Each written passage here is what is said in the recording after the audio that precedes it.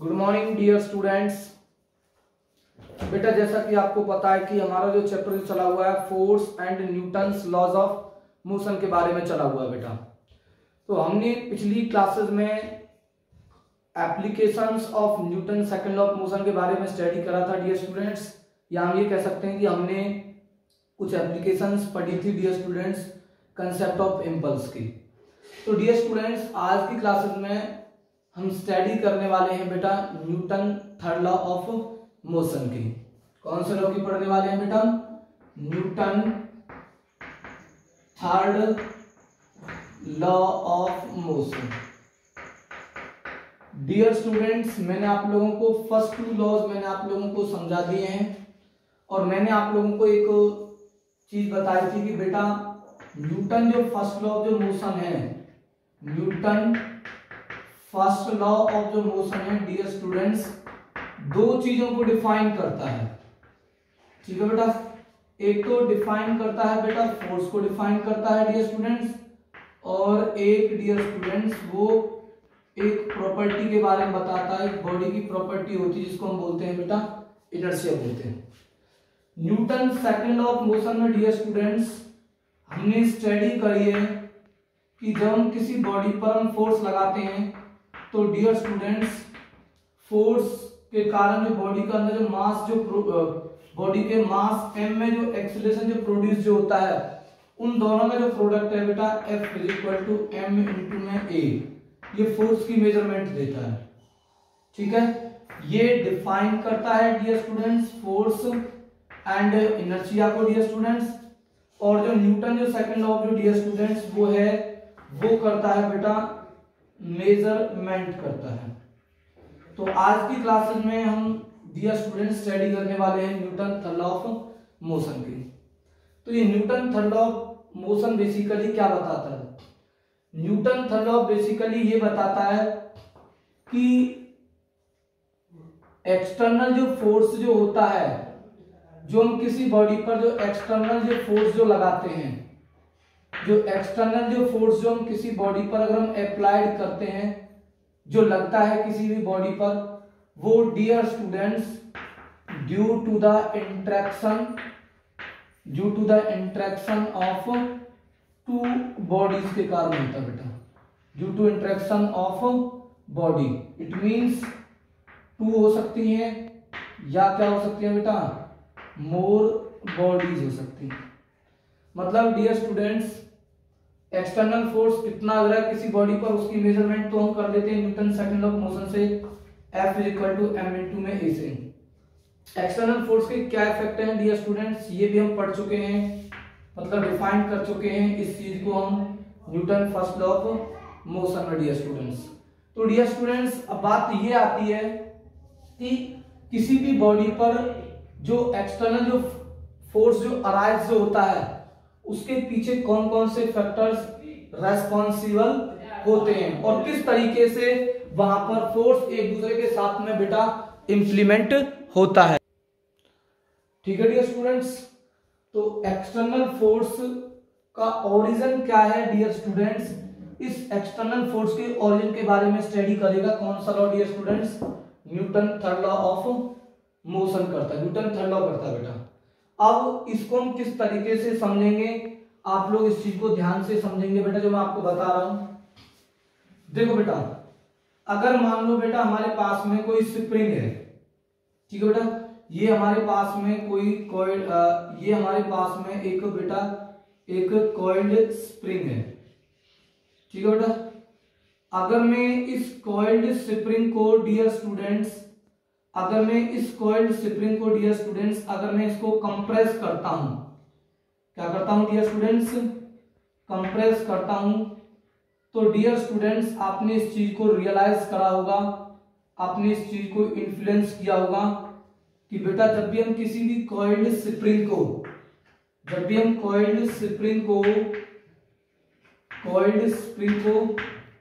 Dear students compress करते हैं, क्या करते हैं डियर स्टूडेंट्स?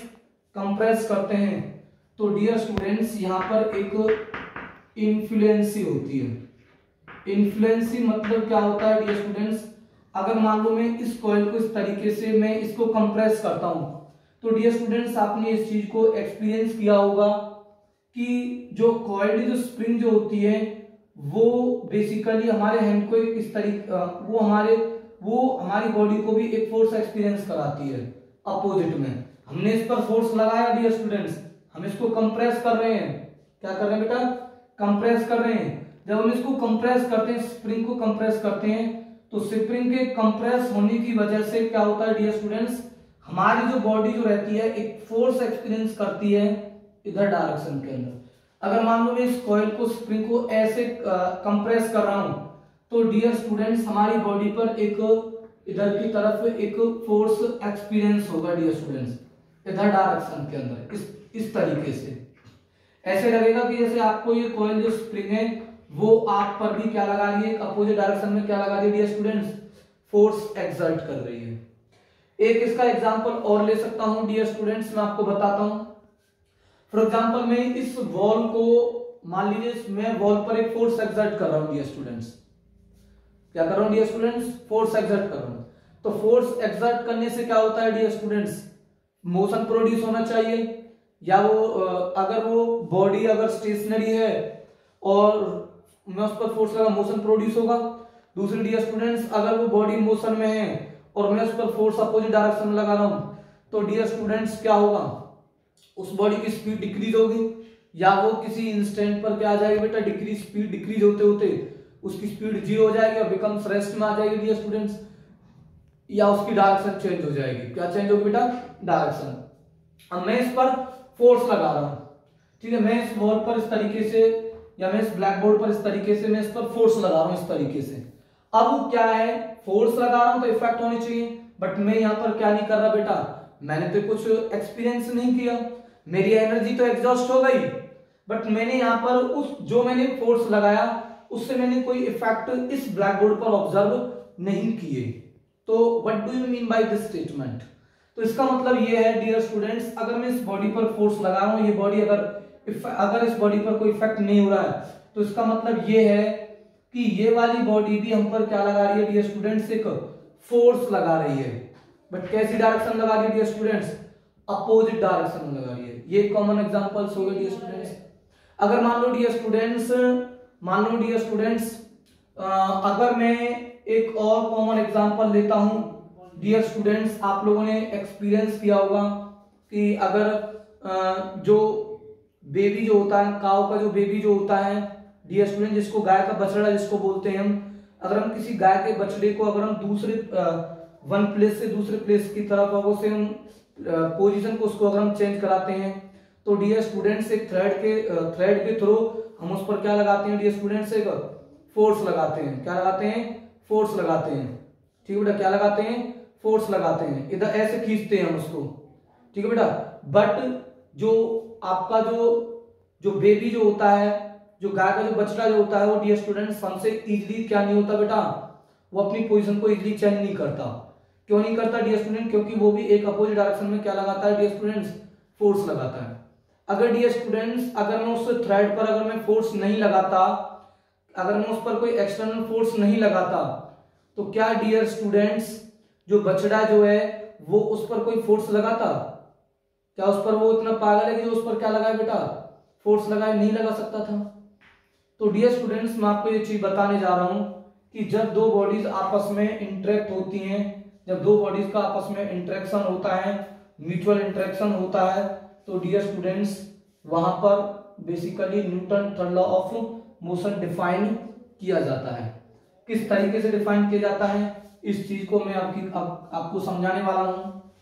जैसे फॉर एग्जांपल मान लीजिए हमारे पास में, ठीक है बेटा, जैसे मान लीजिए फॉर एग्जांपल ये हमारे पास में बेटा एक पॉजिटिव चार्ज बॉडी है बेटा।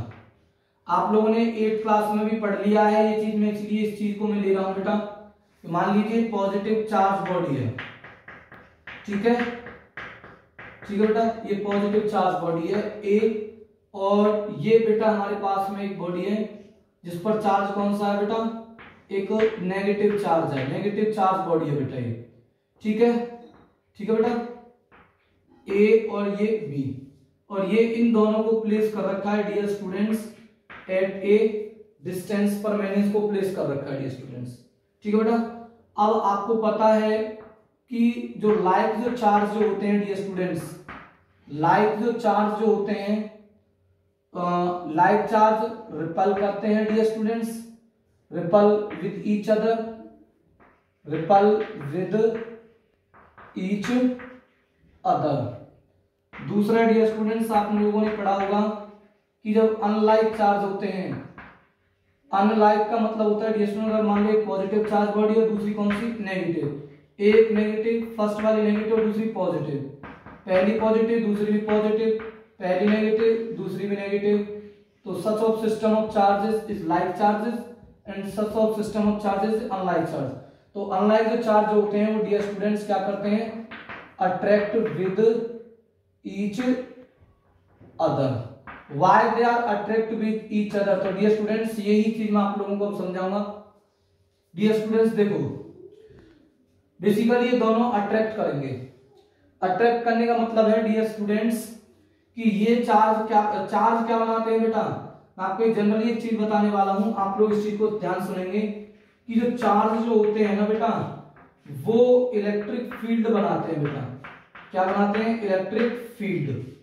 मतलब आप वो चार्ज बॉडी को अपने पास में, वो अपने अराउंड में एक ऐसा स्पेस क्रिएट कर लेती है कि उस स्पेस के अंदर अगर कोई अनदर चार्ज बॉडी, अगर अनदर चार्ज बॉडी इन्फ्लुएंस होगी उसकी फील्ड में, तो डियर स्टूडेंट्स वो वाली बॉडी क्या एक्सपीरियंस करेगी, एक फोर्स एक्सपीरियंस करेगी। तो डियर स्टूडेंट्स ये नेगेटिव चार्ज बॉडी क्या बनाएगी बेटा, एक अपना फील्ड बनाएगी, और ये चार्ज बॉडी भी डियर स्टूडेंट्स क्या बनाएगी, ये चार्ज बॉडी भी अपना एक इलेक्ट्रिक फील्ड बनाएगी। ठीक है बेटा। तो इस चार्ज की फील्ड में ध्यान सुनो इस चीज के बारे में बेटा, इस चार्ज की फील्ड में, इस चार्ज की फील्ड में, इस चार्ज की फील्ड में, ए चार्ज की फील्ड में बी वाली जो चार्ज जो बॉडी है वो क्या करेगी डियर स्टूडेंट्स, एक फोर्स एक्सपीरियंस करेगी। और वो किधर डायरेक्शन में करेगी डियर स्टूडेंट्स, इधर डायरेक्शन के अंदर फोर्स एक्सपीरियंस करेगी। मतलब force on body B due to किसके कारण बेटा, ए के कारण। ये मैंने किस लिए चढ़ाया कि ये कौन सी क्वांटिटी है डियर स्टूडेंट्स, एक वेक्टर क्वांटिटी है। कौन सी क्वांटिटी, वेक्टर क्वांटिटी होती है फोर्स। ठीक है डियर स्टूडेंट्स। अब ये पॉजिटिव जो चार्ज जो बॉडी है इसकी फील्ड में क्या एक्सपीरियंस करेगी डियर स्टूडेंट्स, फोर्स एक्सपीरियंस करेगी। तो force on body A due to कौन सा बेटा, बॉडी बी के कारण। तो ये वाले जो फोर्सेस जो होते हैं ना डियर स्टूडेंट्स, ये जो फोर्सेस जो होते हैं, force on body A due to body B, ये फोर्सेस डियर स्टूडेंट्स क्या होते हैं बेटा, इक्वल एंड क्या होते हैं डियर स्टूडेंट्स, अपोजिट होते हैं। Force on body B due to body A.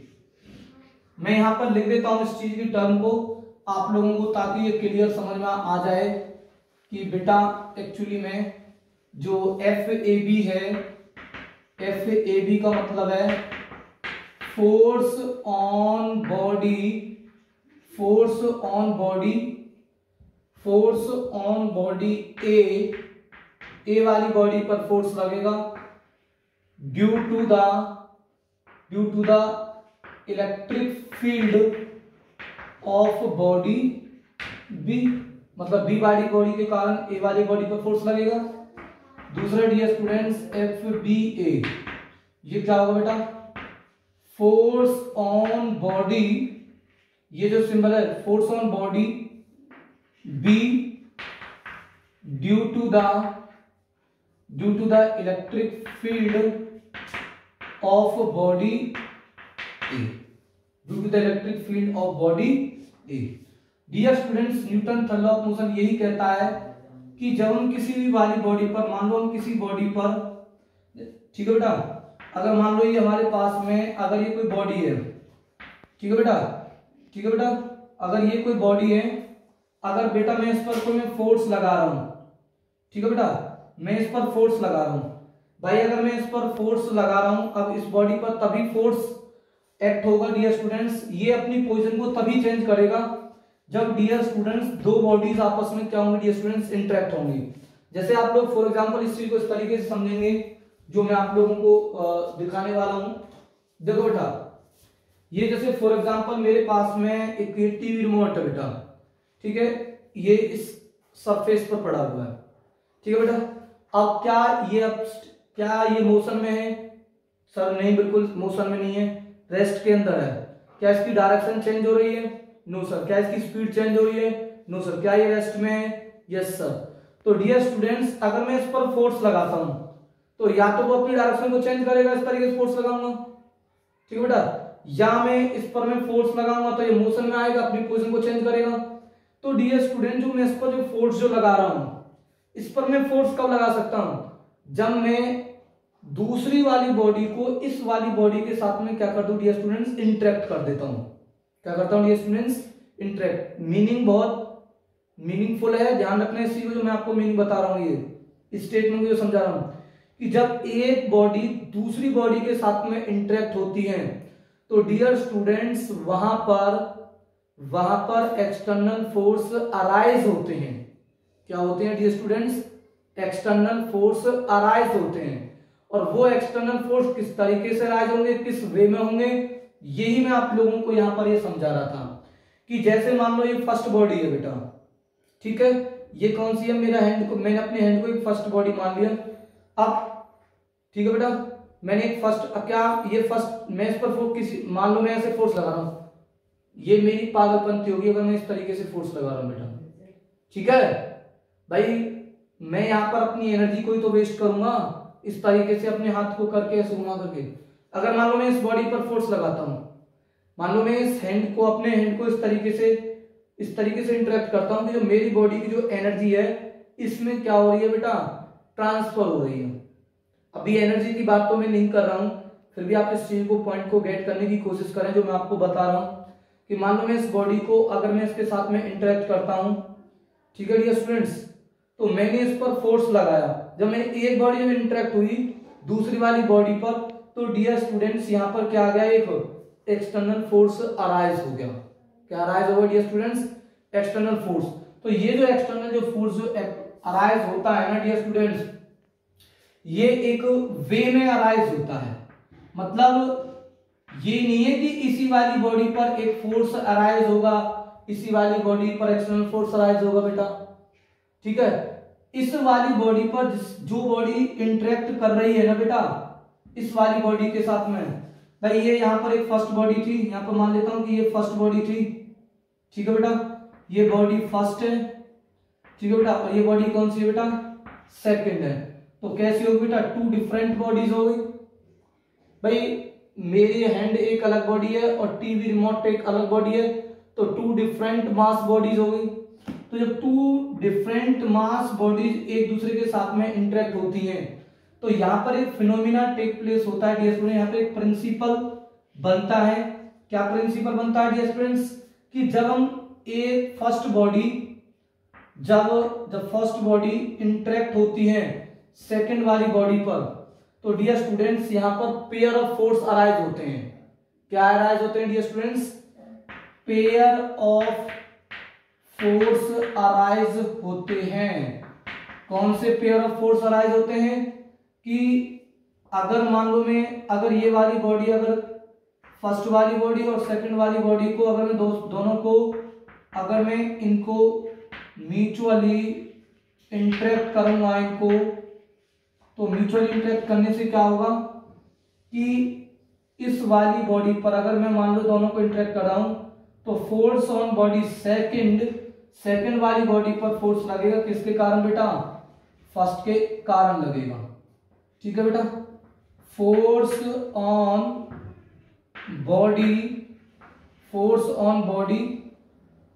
Body second due to the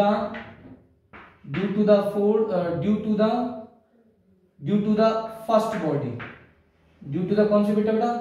first body. तो इस चीज को बोलते हैं हम कि जब एक वाली बॉडी पे फर्स्ट बॉडी अगर दूसरी वाली बॉडी पर अगर फोर्स लगाती है तो उस वाली चीज को हम बोलते हैं एक्शन बोलते हैं। क्या बोलते हैं बेटा? एक्शन बोलते हैं। अब होता क्या है कि ये वाली जो बॉडी जो होती है ना, सेकंड वाली जो बॉडी जो होती है, ये भी एक फोर्स लगाती है किस पर बेटा, फर्स्ट वाली बॉडी पर फोर्स लगाती है, फर्स्ट वाली बॉडी पर फोर्स लगा देती है, सेकंड वाली बॉडी फर्स्ट वाली पर फोर्स लगाती है, बट डायरेक्शन कैसी होती है बेटा, अपोजिट होती है। तो इस चीज को बोला जाता है रिएक्शन बोला जाता है। क्या बोला जाता है बेटा, रिएक्शन बोला जाता है। ठीक है, तो यहाँ एक्शन और रिएक्शन की बात होगी, ध्यान रखने सीखे। तो न्यूटन थर्ड लॉ में बेसिकली हम एक्शन बराबर हमेशा पढ़ेंगे किसके, रिएक्शन के पढ़ेंगे। मतलब अगर मैं इसको लूं तो force on body A due to body B is equal and opposite to the force on body B due to the बेटा ए। इट मींस ये एक्शन होता है, मतलब ए वाली बॉडी का फोर्स बी वाली बॉडी पर एक्शन कर रहा है, तो बी वाली बॉडी का फोर्स इस ए वाली बॉडी पर क्या करेगा डियर स्टूडेंट्स, रिएक्शन करेगा।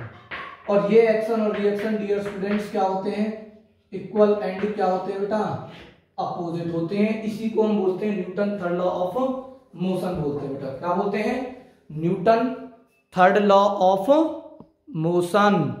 तो आप लोग आई होप आपको ये चीजें समझ में आ गई हैं।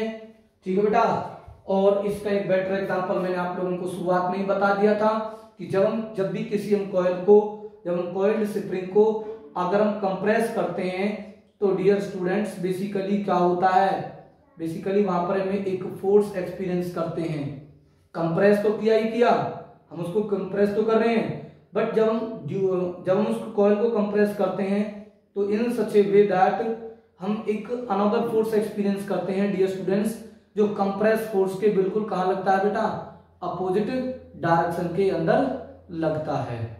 तो डियर स्टूडेंट्स ये जो फोर्स जो होते हैं, हमेशा जो फोर्स जो लगते हैं किसी भी बॉडी पर वो पेयर में होते हैं। किस में होते हैं, पेयर में। तो मैं कुछ आपको पॉइंट्स लिख देता हूं।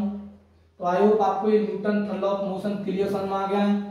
ओरिजिन ऑफ एक्सटर्नल फोर्स कौन बताएगा बेटा, आप लोगों को समझ में आ गया है।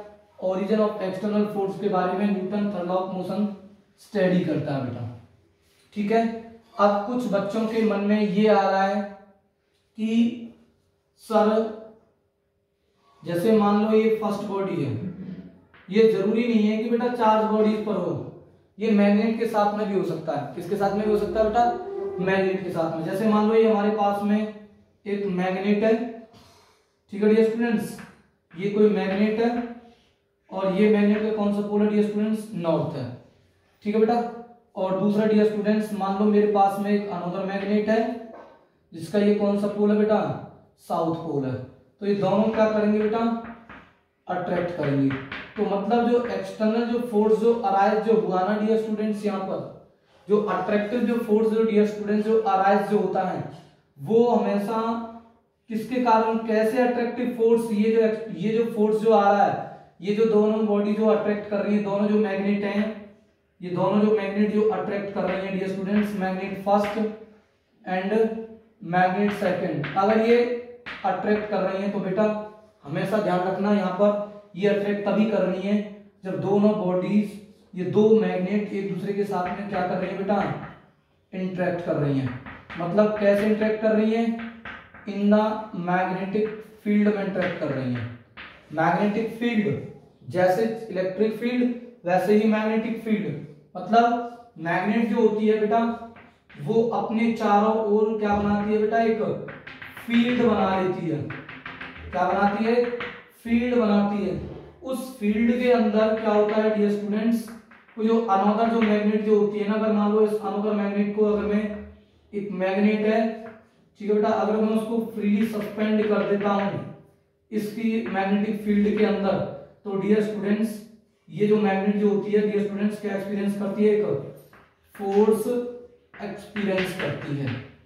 तो ये बेसिकली क्या है बेटा, ये बेसिकली क्या है, ये बेसिकली मैग्नेटिक फील्ड की वजह से होता है। तो यहाँ पर फर्स्ट मैग्नेट है और यहाँ पर कौन सा बेटा, सेकंड मैग्नेट, सेकंड मैग्नेट का साउथ पोल और फर्स्ट मैग्नेट का नॉर्थ पोल। अगर ये इंटरेक्ट कर रहे हैं इन द मैग्नेटिक फील्ड, ये इसकी मैग्नेटिक फील्ड में इंटरेक्ट कर रहा है और ये वाला इसकी मैग्नेटिक फील्ड में इंटरेक्ट कर रहा है, तो डियर स्टूडेंट्स होगा क्या, कि मैग्नेट फर्स्ट का जो मैग्नेट फर्स्ट जो होगी वो फोर्स लगाएगी। मैग्नेट जो फर्स्ट जो रहेगी, मतलब मैग्नेट फर्स्ट पर एक फोर्स लगेगा, किसके कारण बेटा, सेकंड के कारण एक फोर्स लगेगा, ठीक है बेटा। और इस वाली पर फोर्स लगेगा, कैसा बेटा, F2 1। तो ये जो फोर्सेस जो होते हैं डियर स्टूडेंट्स, इक्विवेलेंट क्या होते हैं, अपोजिट होते हैं। तो इसी को बोलते हैं Newton third law of motion बोलते हैं बेटा, ठीक है। आई होप आपको ये चीज समझ में आई है। अब मेरी बात आप लोग ध्यान सुनो। अगर मान लो मैं डोर को अगर मैं ओपन और क्लोज करना चाहता हूं तो कैसे होगा, कैसे हो सकता है बेटा, अगर मैं डोर को ओपन और क्लोज करना चाहता हूं। अगर मान लो मैं इस ब्लैक बोर्ड को अगर मैं दूसरी पोजीशन, इसकी पोजीशन चेंज कराना चाहता हूं तो डियर स्टूडेंट्स मैं इसको ऐसे पकड़ूंगा, दो बॉडीज इंटरेक्ट होंगी ना, first body blackboard, second body मी। तो ये दोनों बॉडी जब इंटरेक्ट होंगी तो डियर स्टूडेंट बेसिकली यहाँ पर पेयर ऑफ फोर्स अराइज होते हैं, जिसको हम बोला है एक्शन और रिएक्शन। अब कुछ बच्चों के मन में क्वेश्चन ये आते हैं कि सर जो एक्शन और जो रिएक्शन जो बनते हैं, एक्शन और क्या बनते हैं बेटा, रिएक्शन जो बनते हैं, मतलब न्यूटन थर्ड लॉ क्या है, आप लोगों को मैं सामने लिख देता हूं कि action is always equal to the reaction के होता है, बट कैसी डायरेक्शन में होता है, अपोजिट डायरेक्शन के अंदर होता है। इसी को हम बोलते हैं Newton third law of motion. और ये कब बनते हैं, जब टू बॉडीज इंटरेक्ट होती हैं, when two different bodies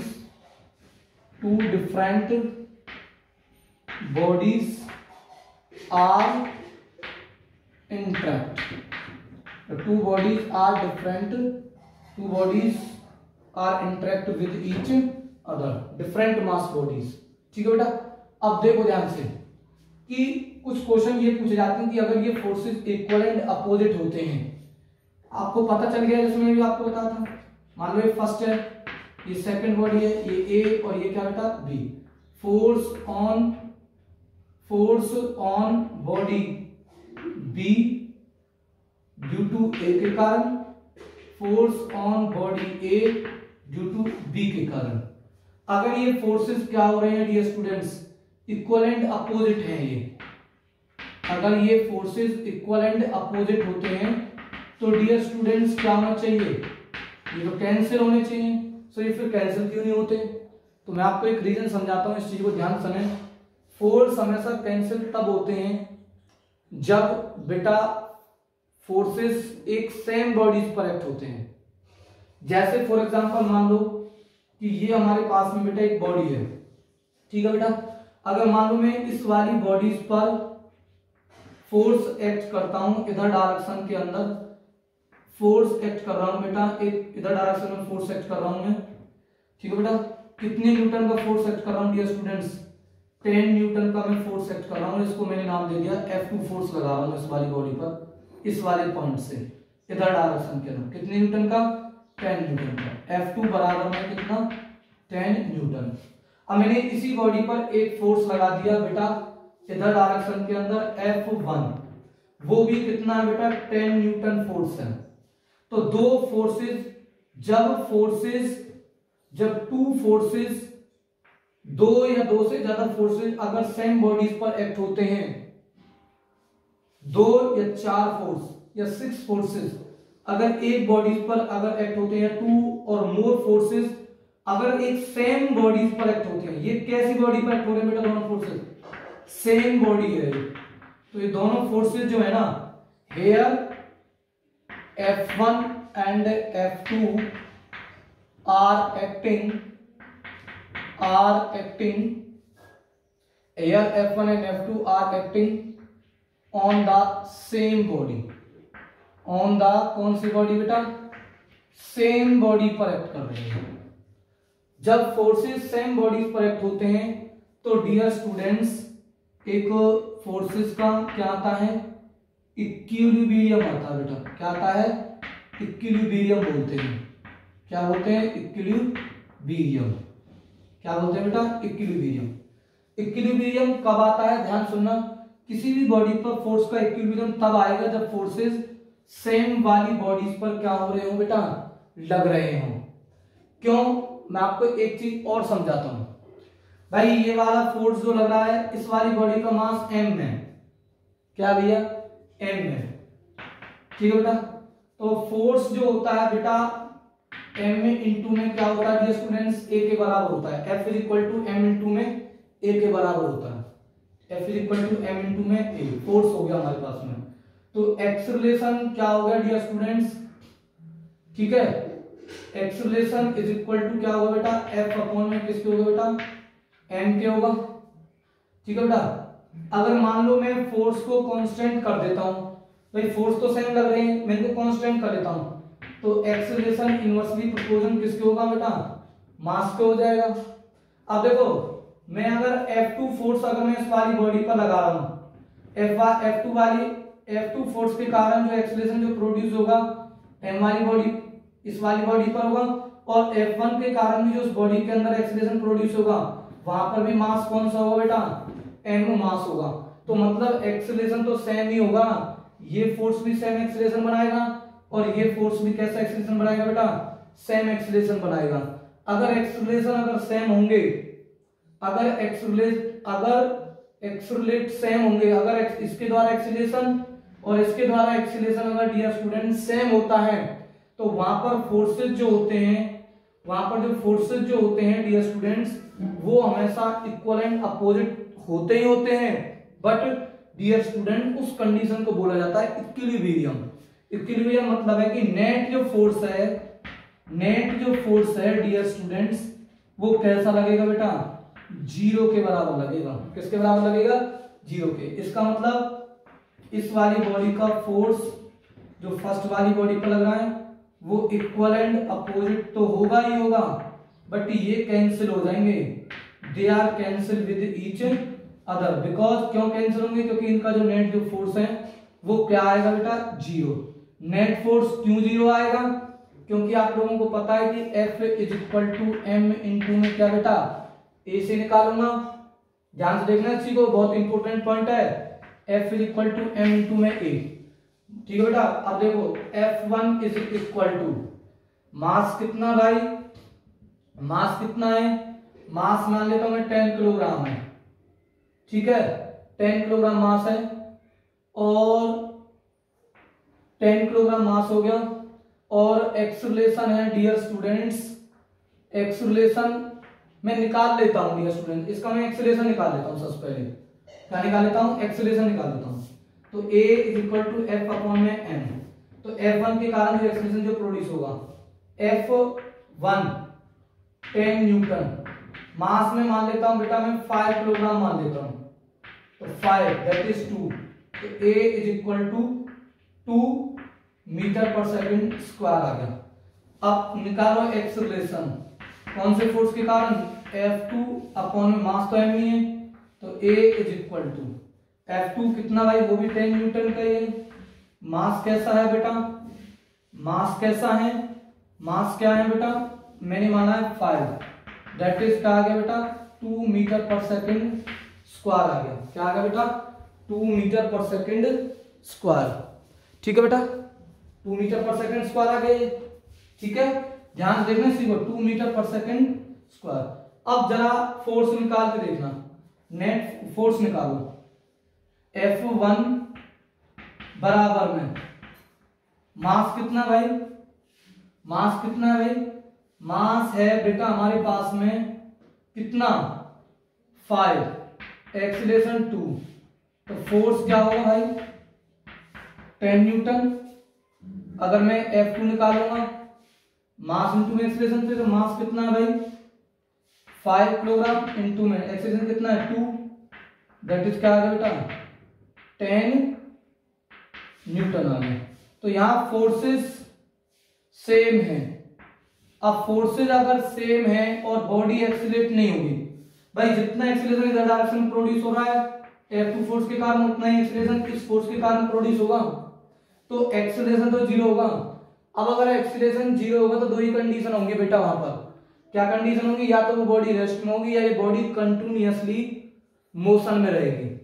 continuously किस में रहेगी, मोशन में रहेगी बट उस पर कोई एक्सटर्नल फोर्स नहीं लगेगा। ये हम Newton first law of motion से ये चीज प्रूव कर चुके हैं। तो मेरी बात ध्यान सुन लेना, जब सेम बॉडी पर जब फोर्स लगते हैं, जब सेम बॉडी पर टू डिफरेंट फोर्सेस लगते हैं और वो इक्वल एंड अपोजिट होते हैं, तो dear students net force zero होता है। नेट फोर्स जीरो होने का मतलब है कि फोर्स जो लग रहे हैं उस बॉडी पर वो इक्विलिब्रियम में है। अगर फोर्सेज अगर इक्विलिब्रियम में होते हैं तो dear students net force zero होता है। ये मैं आप लोगों को करा चुका हूं। अब इससे समझना इस चीज को जो मैं आपको समझा रहा हूं। समझ में आया बेटा? अब देखो एक एग्जांपल से मैं आपको समझाता हूं। देखो मान लो मेरे पास में टू डिफरेंट बॉडीज हैं, ठीक है? ठीक है बेटा, देखना ध्यान से। मान लो ये एक बॉडी है, हमेशा Newton third law of motion two different bodies के लिए ही एप्लीकेबल होगा। ये ए बॉडी है और ये बी बॉडी है, इसका मास m1 है और इसका मास m2 है। ठीक है बेटा, क्या है? m2।